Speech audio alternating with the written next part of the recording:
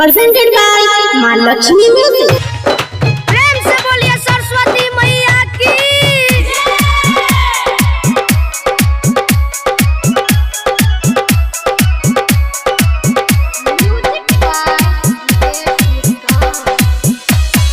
सबके जबेरिया के मैया नजर फेरलही गे, सबके जबेरिया के मैया नजर फेरलही गे।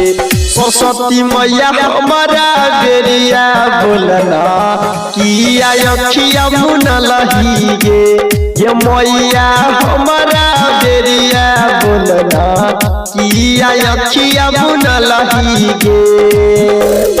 सबके जबेरिया के मैया नजर फेरलही गे, सबके जबेरिया के मैया नजर फेरलही गे।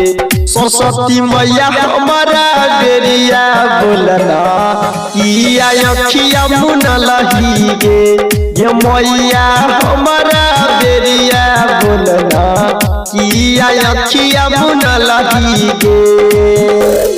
माँ Lakshmi recording studio Baheri.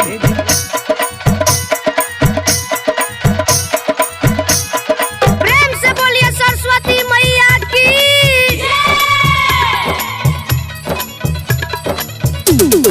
DJ Sumit Satish रैना, डीजे सुमित सतीश रैना, डीजे सुमित सतीश रैना। गाँव में हंस के सवारी लागे छही गे मैया बहुते दुलारी। पकेले गाँव में हंस के सवारी लागे छही गे मैया बहुते दुलारी। माटी के मूर्ति से मैया तू मुस्कुराही गे, माटी के मूर्ति से मैया तू मुस्कुराही गे। ये मैया हमारा बेरिया बोलना किया अखिया मुनलही गे। सरस्वती मैया हमारा बेरिया बोलना किया अखिया मुनलही गे। डीजे सुमित सतीश रैना, डीजे सुमित सतीश रैना। अभी आप सुन रहे हैं माँ लक्ष्मी म्यूजिक की प्रस्तुति। प्रेम से बोलिए सरस्वती मैया की।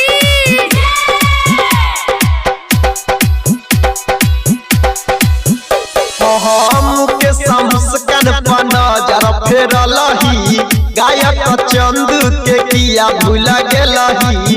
बबलू अजितवा पर नजर फेरलही, चंदू यादव के तू किया भूल गेलही। राइटर गुड्डू बवाली के भगिया जगेलही गे।